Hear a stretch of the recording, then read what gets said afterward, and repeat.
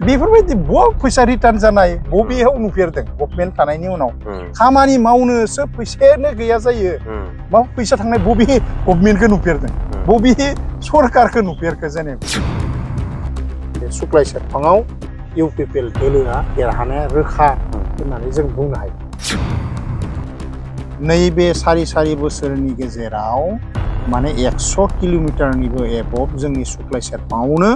आसाम गभर्नमेन्टआनो जा भारत गभर्नमेन्टनिफ्रायनो जा सेन्ट्रेल स्किमानो जा बिटिसि गभर्नमेन्टआनो जा प्रमद सारनि दैदेननायाव 100 किलोमिटारनिबो एबव माने लामाया सिसि ब्लकआ जादों 2003 निफ्राय जे माने बिटिसि एग्रीमेन्ट जाबाय बा बिटिसि सुक्ति जाबाय बिनि उनाव 2005 निफ्राय जे 17 बोसोर बिसोरो राजत्व खालामबाय बिपिएफआ बेवहायबो बिथांमोना राजत्व खालामखांनायनि उनाव बबेबा गामि बा बबेबा ओनसोलाव 100% जौगादों होननानै बा मोनफ्रोमबो एरिया मोनफ्रोमबो साइडआवनो जौगादों होननानै जों बुंनो हाया खुलुमबाय फिन खेबसे जोङो सावरायबावनो नागिरबाय राजखान्थि समाजखान्थि आरो समाजारि बिजोंखौ लानानै जों फिन खेबसे सावरायनो नागिरदों दिनै जोंनि बडलेण्ड टाइम्सआव दङ सुक्लाय सेरफांनि समाज बिथिं राजखान्थियारि बिथिं आरो बायदि बायदि बिथिङावनो मोनफ्रोमबो बिथिङाव नोजोर बोनानै खामानि मावबाय थाग्रा इउपिपिएलनि CWC प्रदीप नार्जारी आरो बिथांजों जों बे समाव मोगा-मोगि सावरायनो नागिरदों आरो बे समाव गिबियावनो नोंथांखौ जोङो बडलेण्ड टाइम्सआव बरायग्रोनाय जाबाय खुलुमबाय बयनिसिमबो खुलुमबाय आरो बडलेण्ड टाइम्सनि जे रादाब बिनि जे दैदेनगिरिफोर आरो बेवहाय थानाय स्टाफ आरो बे बडलेण्ड टाइम्सनि बेवहाय गासैबो नायगिरि आरो रायजो राजानिसिम आंनि खुलुमनाय आरो जासिनायखौ गिबियावनो बावहरग्रोबाय साबायखर थाबाय नोंथांखौ जोङो लोगो मोननानै जोबोद मोजां मोनदों आरो बे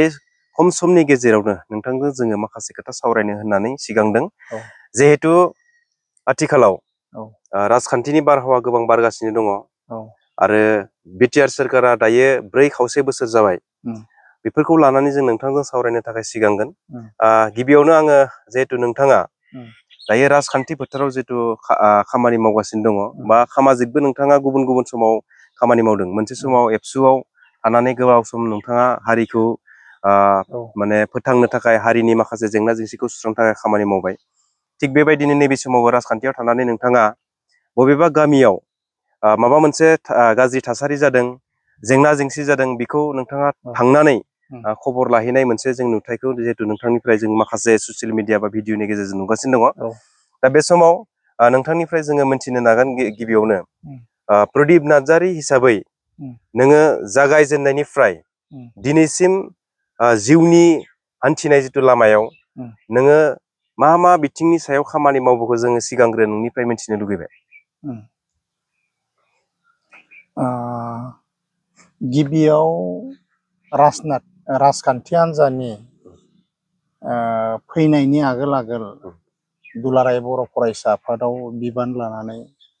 गोलाव सम जोङो प्राइमारिनि इउनिटनिफ्राय लानानै आरो आनसलिकनिफ्राय लानानै जिल्लायाव लागै लानानै बेबायदि खामानि मावबोदों आरो सेन्ट्रेलावबो बेबायदिनो मेम्बार बा सोद्रोमा हिसाबै जों खामानि मावबोदों आरो गोबां बेबायदि हारिनि जेंना जेंसि बे ओनसोलनि जिखुनु प्रब्लेमखौ बर'नि इस्युसफोरखौ जायफोर दैदेनगिरिफोर दङमोन बिथांमोनजों थाफानानै बिथांमोनखौ बेकिं होनानै जों खामानि मावबोदों आरो बे ओनसोलाव मोनसे मोजां थासारि आरो बे ओनसोलाव मोनसे मोजां जोंनि बर'नि जिफोर गांनाय उखैनाय जिफोर इस्युफोर दङ बेफोरखौ मावफुंनो थाखाय जों एसेब्लाबो सम दान होदों आरो हार्डलि जोङो बर' जातिखौ मोजां मोनो हिसाबै जोङो एबसुनि सोद्रोमा हिसाबै बर'नि फिसा हिसाबै जों खामानिखौ मावबोदोंमोन आरो फैबाय थानाय समावबो जोङो एबसुआव गैयाब्लाबो जिखुनु बर' समाजनि गाज्रि खहा जानाय बा बर' समाजनि बायदि बिथिंनि खामानिफोरखौ जों अराय सम जों हेल्प होगोन जोङो गोजानाव थानानैब्लाबो आरो बा माने जेरैखि जाया बर' जातिनि बेकिंखौ जों होनो थाखाय इयुनावबो जों रेडि जानानै बा आं हिसाबै आङो रेडि जानानै थायो। निश्चय जोङो बे समाव मिथिबावनो लुगैगोन नोंथांनिफ्राय जिहेथु दायो नोंथाङा गभमेन्टनि सासे अंखिदारि सुबुं नङाब्लाबो नाथाय दायो नोंथांमोननि जिथु राजखान्थि हान्जा UPPL सोरखार बिथांमोननि जिथु खामानि दामानि मावनायाव नोंथाङा जथेस्थ' खाथियाव थानानै नुबोबाय थादों। दा बे हिसाबै जिहेतु नोंथांमोननि राजखान्थि हान्जानि जिथु गभमेन्ट UPPL हान्जानि जिथु गभमेन्ट बियो 4 खावसे बोसोर जाबाय अर्थात 5 बोसोराव आगान होबाय आरो ओंखायनो बे समाव 4 बोसोर बा खावसेयाव 4 बोसोर खावसे जिथु समाव नोंथांमोननि जिथु गभमेन्ट राजखान्थि हान्जानि जिथु गभमेन्ट बिथांमोना 4 खावसे बोसोराव रायजो राजानि थाखाय बबे मोनसे मोजां आसनिखौ लानानै खामानि मावदों होननानै सानो नोंथाङा? जिहेतु बे खामानि मावनायखौ लानानै जोंनिनो अपोजिसन पार्टी बा जेनेबा BPF राजखान्थि हान्जा दा बिथांमोना गोबां बाथ्रा बुंलाबायो जे दानि गभमेन्टआ खामानि मावनो हायाखै, जेरैबायदि मावनांगौ, रायजो राजाफोरनो जेरैबायदि आसनि होनांगौ, जेरैबायदि लामा दालां बानायनांगौ, माखासे बाथ्रा बिथांमोना बुंलाबायदों। दा बे समाव नोंथांमोननि जिथु निफ्राय बा नोंथांनिफ्राय मोनथिनो नाजागोन बोरैहाय नोंथांमोना खामानि मावमारदों ना मावमाराखै? दा बाथ्राया जाहैबाय मा, जों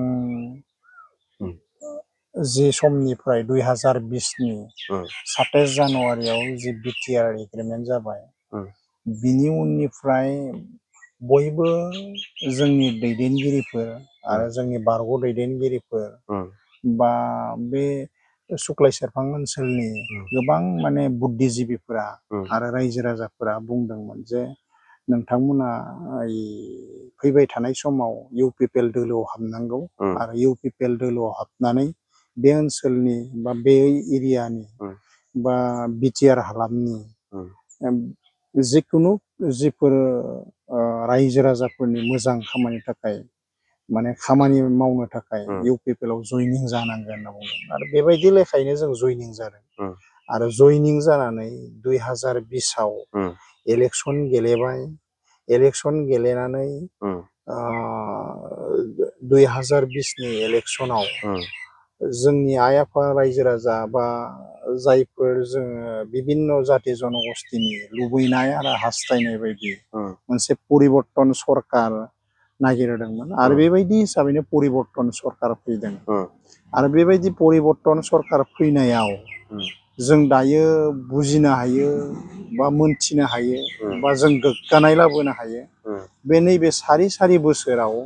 मोनसे जौगानाया मोजां मोनसे डाइरेक्सन बा लामाजों थाङो होननानै आंनि गोसो गोरबोनिफ्राय बिबेगा आंनि बा मेलेमा आंनि जिखिनि मोनास'नाय मेलेम बा जिखिनि आंनि जि बुद्धि बे मोनसे मोजां डाइरेक्सनाव थांदों होननानै आङो माने हमनानै लायो। मानो होननानै बुङोब्ला जोंनि भारत स्वाधीन जानाया माने 78 इयार जालांबाय। 78 इयार जानायाव गोबां जन मा जादों बेवहाय प्राइम मिनिस्टार जालांबाय। बे 78 इयाराव आसामावबो गोबां माने चिफ मिनिस्टार जालांबाय। दा बेबायदि जानायाव गोबां ओनसोलाव गोबां एरियायाव दाबो ओरैबायदि माने जागा दं जे बबेबा जायगायाव बबेबा एरियायाव लामायाव अन्थाइ थरसेबो गोलैयै जायगा दं। बबेबा जायगायाव ओरैबायदि जायगा दङ जेराव दै मोनलोङि अबस्था जानानै दङ दाबो। दा बबेबा जायगायाव ओरैबायदि अबस्था दङ जे थेलायाबो थांजायै लामा दङ। नैबे BTR हालामनि ओनसोलल' नङा, भारतनि गोबां जायगायाव बेबायदि माने जायगा जोङो नुनो मोनो। ससियेल मिडियानो जा, इउटुबानो जा आरो प्रेक्टिकेल थांनानैबो जों नुनाय बेबायदि जायगाखौ जों नुयो। आरो BTR ओनसोलावबो थिग बेबायदिनो 2003निफ्राय जे माने BTC एग्रिमेन्ट जाबाय बा BTC सुक्ति जाबाय, बिनि उनाव 2005निफ्राय जे 17 बोसोर बिसोरो राजत्व खालामबाय BPFआ, बेवहायबो बिथांमोना राजत्व खालामखांनायनि उनाव बबेबा गामि बा बबेबा ओनसोलाव 100% जौगादों होननानै बा मोनफ्रोमबो एरिया मोनफ्रोमबो साइडआवनो जौगादों होननानै जों बुंनो हाया। आरो थिग बेबायदि लेखायैनो जुदि 78 इयार जानायावबो जुदि बेफोरबायदि अबस्था थायोब्ला 17 बोसोर BPF-आव जायफोर खाखन खालामनानै हाग्रा महिलारिनि दैदेननायाव 17 बोसोराव जेरैबायदि जौगानांगौ जेरैबायदि खामानि मावनांगोन 100% जाफुङाखैब्ला बे सारि बोसोराव माबायदिहाय माने गासैबो बिथिंजों 100% माने जौगानायनि मोनसे नमुना बानायनो हागोन। दा बेयाव आं बुंनो नागिरदों मा जिखिनि सारि बोसोराव जौगानाय लाबोदों बा नुदों आइ आफा रायजो राजा बिभिन्न जाति जनगोष्ठीनि जेफोर भटारफोर रायजोफोर बुंनाय बायदिब्ला आरो जायफोर माने बुद्धिजीबीफोरा बुंनाय बायदिब्ला दिनैनि तारिखाव बे सारि बोसोराव मोजां मोनसे डाइरेक्सनाव थांदों होननानै बुंनायखौ जों नुयो आरो जों प्रेक्टिकेलिबो मोननो हादों। उदाहरण हिसाबै जों बुंनो हायो सुक्लाय सेरफाङावनो दिनैनि तारिखाव सारि बोसोराव नैबे UPPL प्रमद सारनि दैदेननाय जि माने सरकार बे सरकारनि दैदेननायाव ओरैबायदि जौगानाय लाबोदों। दिनै गोबां जाय माने समाव बे 17 बोसोराव जों उन्दैनिफ्रायनो नुबोदों प्राय माने बै पुथिमारि दैमा आरो बे सुक्लाय दैमाया जोंखौ हालाय हाफाय अबस्थायाव खोख्लैदोंमोन। आरो दिनैनि तारिखाव बे मोननै जि दैमायाव प्राय भाग माने माथुरिया माने खोनाय माथुरि पारकपाइन प्राय भाग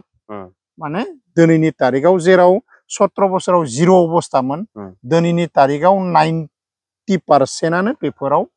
माने माथुरि होनाय पारकपाइन होनाय बायदिसिना बेफोराव जौगानायखौ जों नुनो मोनदों। 1 नाम्बार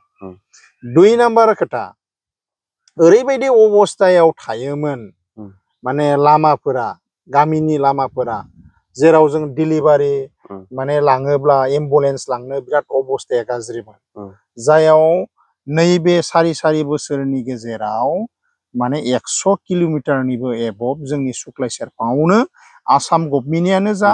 भारत गभर्नमेन्टनिफ्रायनो जा सेन्ट्रेल स्किमानो जा BTC गभर्नमेन्टआनो जा प्रमद सारनि दैदेननायाव 100 किल'मिटारनिबो एबभ माने लामाया CC ब्लकआ जादों। 100 किल'मिटारनिबो एबभ आरो गोबां जायगायाव जोङो माने आसि दिन्थि जोङो देखायनो हायो। बिनि अनगायै फैलायदो नोङो दिनैनि तारिखाव जों बुंनो हायो स्कुलनि जिफोर इडुकेसन माने लाइननि जे माने डिपार्टमेन्ट बेयावबो जों बुंनो हायो जोंनि ओनसोलाव गोबां जायगायाव माने अखाया सेरनानै माने हाई स्कुलानो जा ME फोरानो जा बा LP स्कुलावनो जा गोबां जायगायाव बेबायदि अबस्थायाव दङमोन। दा बेफोरखौ जेनेबा रिपेयारिं खालामदों मडेल स्कुल लाबोदों। हाई सेकेन्डारि जोंनियाव गंसेल' दंमोन नावकाटायाव दिनै गंनै जादों। हलाजार हाई सेकेन्डारि माने हाई सेकेन्डारि बानायबाय बेवहाय उपरकुटियाव। बिनि उनाव महरिपारा जे उत्तर बेतना हाई स्कुल दंमोन बेखौ हाई सेकेन्डारि खालामबाय। दा बेफोरबायदि अबस्थायाव गोदोहाय दङमोन। दिनै मोजां माने थासारियाव इडुकेसन लाइनाव खामानि मावनायखौ नुदों। आरो जोङो नुदों बे सारि बोसोराव खामानि मावनायखौ इडुकेसन खेत्रआव जे जोनोम जानायनिफ्राय दिनैनि जि बयगसिम जों मालाबाबो बेबायदि सरकार नुफेराखैमोन। बेवहायनो जों बुंनो नागिरदों माबायदि लाइनजों जौगालांबाय थादों। जे दाखालि बावै जे माने 1300 सामथिं जे माने पस्ट ग्रेजुवेट बा माने ग्रेजुवेट टिचारनि एपइन्टमेन्ट होबाय। बेवहायनो एपइन्टमेन्टखौ होदों। बेवहायनो सेलेक्सन खालामनो हानायनि बेबस्था होदों। बेवहायनो माने अफिसारा थादों आरो सिगनेचार होदों। बेबायदि जेरावबो बेबायदि गभर्नमेन्ट नुफेराखै। आरो दिनैनि तारिखाव सानसेनि गेजेराव मैया बायदियाव रिजाल्ट होबाय दिनै बायदियाव एपइन्टमेन्टखौ माने रानबाय। आरो एपइन्टमेन्टखौबो जायफोर बिजाथिफोर दङ जायफोर जेनेबा क्वालिफाइड जाबाय सार्भिसनि थाखाय बिथांमोनखौ लानानै एपइन्टमेन्ट होदों गावबा गाव स्कुल सेलेक्ट खालामनो हादों गावबा गाव स्कुल सेलेक्सन खालामनो हादों एपइन्टमेन्टखौबो लोगो लोगो मोनदों खुनु पास फैसाबो खरसा खालामनो नाङाखै दा बे लेभेलाव जुदि जौगानायखौ गुबुना जुदि बुंनो नागिरोबा ओरै जादों जेबो जौगायाखै जिर' जौगानाय होनना बुंनो नागिरदोंबा बेफोर एकबारे माने मेगनाव माने मा होनो ससमा गोसोमखौ खाथेनानै बा माने गानना लानायनि बादै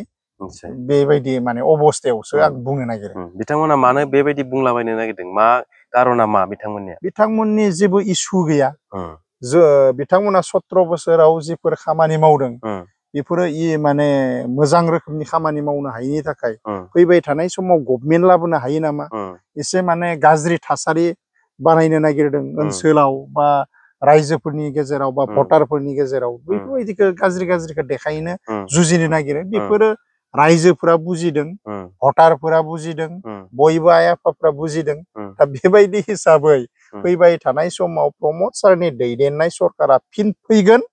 आरो फिन सिबबो जाफिनगोन बियो दृढ़ बिश्वास जोंनि माने मा होनो गोसो गोरबोनिफ्राय माने मोनदांथिखौ मोननो हायो रायजोफ्रा बोरै अबस्थायाव दङ दायो रायजोफ्रा इउपिपिएलखौ माबायदि मोजां मोनो बेफोरखौ जों ग्रासरुट लेभेलाव जिथु खामानि मावो हिसाबै जों हमदांनो हायो जे फैबाय थानाय समाव इउपिपिएल गभर्नमेन्ट फैगोन आरो प्रमद बर' सारानो सिप जागोन रोखा बियो 100% रोखा निश्चय जोङो निश्चय नुगोन जिहेतु इलेक्शननि बोथोरा बा इलेक्शननि डेट आरो मानखौ फोसावनो बारा दिन गैला जिहेतु सेप्तेम्बर मासाव इलेक्शना जागोन होनना बुंदों ओंखायनो जोङो साननैसो नेनायनि उनावनो जोङो सोर बबे माने बियाबाव देरहानानै बा बेसेबां हानजाया बेसेबां सिट लानानै सरकार दागोन जों बेखौ नुगोन निश्चय नैबे समाव आङो नोंथांमोननि आसुनिनि बाथ्रा जिहेतु सारि बोसोराव बिटिआर सोरखारा मावनाय बिनि सायाव आं मोनथिबावनो लुगैगोन जिहेतु इउपिपिएल राजखान्थि हान्जाया थांनाय 2020 मायथाइनि जितु बिटिसि इलेक्शनाव माखासे जितु खोथा बुंदोंमोन जेरैबायदि आइजोफोरनि बा सेल्फ हेल्प ग्रुपआव 75,000 बिदि सेल्फ हेल्प ग्रुपफोरनो होनाय जागोन होननानै लोगोसे बायदि जितु आसुनि इउथफोरनियानो जा बा आइजोफोरनियानो जा बा गामि समाजाव थानाय माखासे माने ड्रप आउट जायफोरा ग्रेजुएसन खालामबाय एमए खालामबाय बिथांमोननि थाखाय माखासे एमप्लयमेन्टनि थाखाय बेबस्था खालामना होगोन होननानै बुंनाय जादोंमोन दा बे समाव बैफोर आसुनिखौ नैबे समाव सारि बोसोराव नोंथांमोननि जितु गभर्नमेन्ट बा बिटिआर सोरखारा मावफुंनो हादोंना हायाखै माखासे मानसिफोरा दिनैसिम बुङो जेनेबा 75,000 जितु सेल्फ हेल्प ग्रुपफोरनो फैसा होनाय बाथ्रा बियो दिनैसिम रावबो मोनाखै मायाखै बेबायदि माखासे राजखान्थि हान्जाफोरा बुंनायखौ नुनो मोनो दा बेफोरनि सायाव नोंथांमोना बोरै जामारदों एक्चुअली दा बाथ्राया जाहैबाय मा रायजो राजाफोराथ' नुगासिनो दङ ससियेल मिडियायानो जा प्रेक्टिकेलानो जा नुबाय थादों दा माइनाव सोरां बिथांखि हिसाबै प्रमद सारनि दैदेननाय जि सरकार बे सरकारा महिलाफोरखौ बा माने आइजोफोरखौ इम्पावार खालामनो थाखाय मोनथाम किस्तियाव मा होनो माइनाव सोरां बिथांखि लानाय जादों आरो बेबायदि हिसाबै होबायबो थादों जोंनि सुख्लाय सेरफाङावबो बेबायदिनो गोबां माने सेल्फ हेल्प ग्रुपआ मोनदों प्रेक्टिकेलि मोनदों आरो प्रेक्टिकेलि जोङो माने बुंनो हायो दिनै सुख्लाय सेरफाङाव आरो किसुमान मोननो दंबावो आरो बेफोरखौ मोननायनि बेबस्था खालामनो थांगासिनो दङ फार्स्ट किस्ति 25,000 थाखाखौ चेक होदों आरो नेक्स्ट किस्ति माने 25,000 थाखाखौ होगोन आरो नेक्स्ट किस्ति माने 25,000 थाखाखौ होगोन दा बेबायदि फोसावनाय हिसाबै मोनगासिनो दङ लागासिनो दङ सेल्फ हेल्प ग्रुपफोरा नोंथांमोना जितु मोजाङै मिथिगौ ससियेल मिडियायाव थानाय हिसाबै नोंथांमोनाबो सोंहैनांगौ जे सेल्फ हेल्प ग्रुपआ 25,000 थाखा मोनगोन ना मोनाखै 75,000 मोननो थांगासिनो गैगोन ना गैया बेखौ सोंनांगौ आंनि नोजोराव बा आं मिथिनायाव आं बुजिनायाव आरो जों होनायाव बेबायदि हिसाबै प्रमद सारनि दैदेननाय जि सरकार बे सरकारा आइजोफोरखौ जौगानायनि थाखाय गोबां माने बेबायदि आसनि लादों आरो बे आसनियानो जाबाय माइनाव सोरां बिथांखि बेनि उनाव अनसाय बिथांखि दोङो जायफोर माने फिसा माने बेबखाय बानायो जेनेबा हमनानै ला मालाबा बै मैगं थाइगं फाननाय मालाबा माइरं फाननाय बायदिसिना बेबायदि फिसा फिसा जिफोर माने मा खालामो बिजनेस खालामो बिथांमोननो 5,000 रां होनाय जोङो चेक होनाय बेबायदि नुथायखौ नुदों आरो जोंनियावबो मोनदों बेबायदि जाबाय थादों आरो बिनि अनगायैबो रक निर्मल होननाय दङ जायफोर बेमारि जानाय बेमार जादों अपारेशन जादों बायदि रोखोमनि गिदिर बेमार जादों बेफोरनो बिथांमोननोबो 5,000 होनाय जोङो चेक राननाय नुदों आरो जोंबो चेक राननो मोननाय जोङो मोनदों आरो बेनि अनगायैबो गोबां बेबायदि दङ बे सारि बोसोरनि जौगानाय जे सरकार बा प्रमद सारनि दैदेननाय जे UPPL सरकार बेवहाय जों हमनो हायो दिनैनि तारिखाव जों बुंनो नागिरदों जोनोम जानायनिफ्राय दानि बयससिम जों मालाबाबो नुफेराखैमोन हानि भुमि मेला फाथिनाय बयबो माने रायजो राजानि माने जेंनाफोरखौ सुस्रांनाय हानि बेबायदि नुफेराखैमोन बैसुमुथि 1 होननाय मा होनो आसुनि फोरमायदों आरो बेबायदि हिसाबै गोबां मानसिफ्रानो हा मोनदों माने लेन्डनि पाट्टाखौ मोनदों जोंनि सुक्लाय सेरफाङावबो मोनदों जोंनो खामानिखौ मावना होदों बर'आनो जा हारसायानो जा गुबुनानो जा आधार कास्टआनो जा गासैबो मोनदों मोननांगौखिनिखौ मोनदों जायफोर मोननांगौ अबस्था जायफोर मोनथावना बेफोर मोनगासिनो दङ दाबो रावबो बुंनो हाया जे हानि मोनथायखौ मोनाखै आरो दिनै माने मा जानो थांगासिनो दङ बैसुमुतिनि 2 बैसुमुति 2.0 बे मोननैयाव माने फैबाय बैसुमुतियाव बे बैसुमुतियावबो गोबां मानसिया जोंनि सुक्लाय सेरफांनिफ्राय हानि मोनथायखौ मोननो थांगासिनो दङ ना हारसायानो जा ना माने बेंगलियानो जा ना बर'आनो जा राजबंशियानो जा गासैबो हारि माहारिनि जायफोर बिभिन्न जाति जनगोष्ठीनि जिफोर मोननांगौ हा बिनि सुबिदाखौ मोनगासिनो दङ जायहा राइट्स दङ दा बेबायदि आरो बिनिखायनो जोंनि सुक्लाय सेरफाङाव बै समावथ' 2020नि आगोल मा अबस्था दंमोन नोंथांमोनानो मिथिगौ ससियेल मिडियायाव नुदों